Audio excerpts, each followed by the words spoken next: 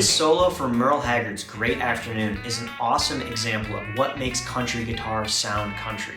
There's a handful of ideas that come up over and over again, and if you can learn to recognize them, you can implement them in your own playing. And later we're going to use these ideas to make our own original solo. Let's check it out. Alright, Merle Haggard's Great Afternoon, one of my favorite country songs. To understand what we're playing, we need to first understand the chord progression. That's the first thing we need to look at. So the first 4 bars, by the way, we're in the key of A. We've got A, D, A. And in Nashville, we would call that an 1141 because we have 2 bars of our 1 chord, 1 bar of our 4 chord, and 1 bar of our 1 chord. And what we're hearing in the beginning of this solo, in the first 4 bars, is major pentatonic, A major pentatonic, and then A minor pentatonic. And that's the first concept I want to talk about. It's mixing major and minor pentatonic. So to my ear, what I hear is you have nice neutral A major pentatonic, and then you kind of put an exclamation point on your phrase with minor pentatonic. So when you blend those 2 things together, it just has the nice yin and the yang. And it's important to know that you can play minor pentatonic over your A major chord. You can also play it over the 4 chord. It sounds good. And that's exactly what you're hearing in these first 4 bars. So I'm going to play the phrase, and then we'll talk about it. Here's what it sounds like, first 4 bars.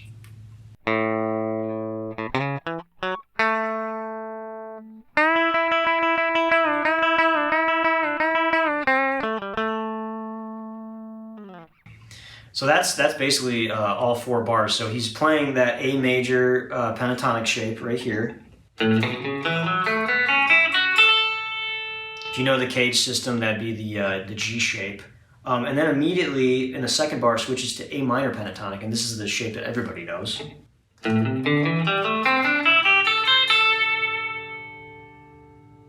he's just kind of playing around in those scales. So you've got your major pentatonic, minor pentatonic. So the major would sound like this. Minor pentatonic.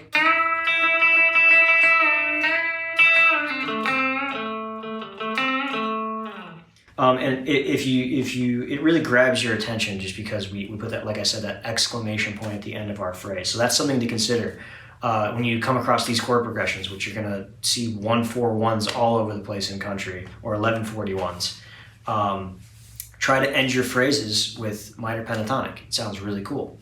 Next 4 bars. Once again, we got to understand what the chord progression is. So our chord progression is going to be 11, 2, 5. So 1125. So we've got 2 bars of A, and then we've got a 2 chord, a major 2 chord that is. And that's going to be a B chord. And then a 5 chord, which would be E. And what that B chord does is it really bends the ear towards the E. So it kind of sets up the E to have its own standalone moment. And you're going to see what we do over that to make it sound really cool. And we're also going to use the same concept of major and minor pentatonic over the 5 chord. But first, let's talk about the coolest riff in this solo. We've got this right here, more major pentatonic.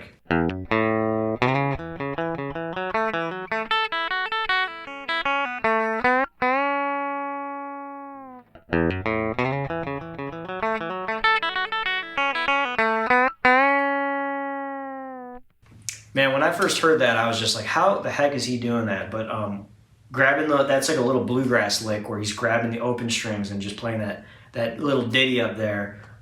Once again, we're in the G shape, but we're using open strings. Another really important country technique, using the open strings in your licks. So that's just something you can do in the G shape really well.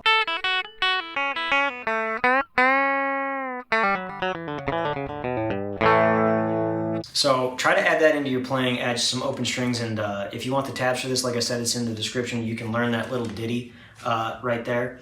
And then we end with a nice little bend in our G shape again, and we're landing on the root note of the next chord, which is our B chord. And all we're doing over that is playing the root note, B, B, B, and then we immediately get to our 5 chord, which is another really cool moment in the solo, and we're playing E major pentatonic with an E minor pentatonic finish. Sounds like this.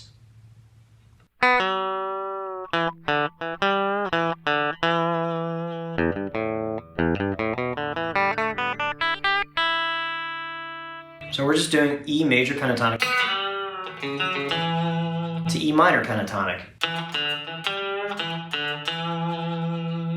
So that whole part of the solo sounds like this. Let's play it all together and see what it sounds like.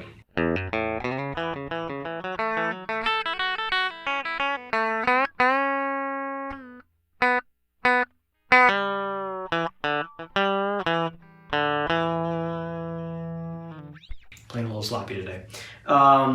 So yeah, once again, we have that concept over the 5 chord. You can play minor pentatonic after your major pentatonic phrase, and it just sounds really nice.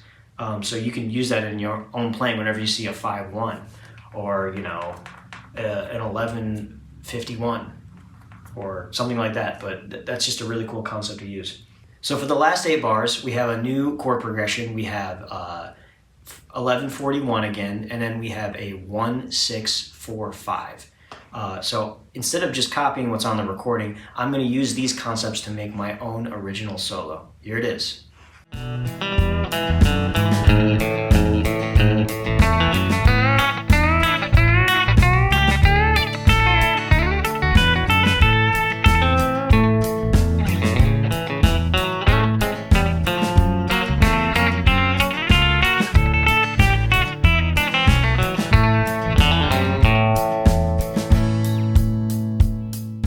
I hope you like that. I hope you can use some of those concepts in your own soloing.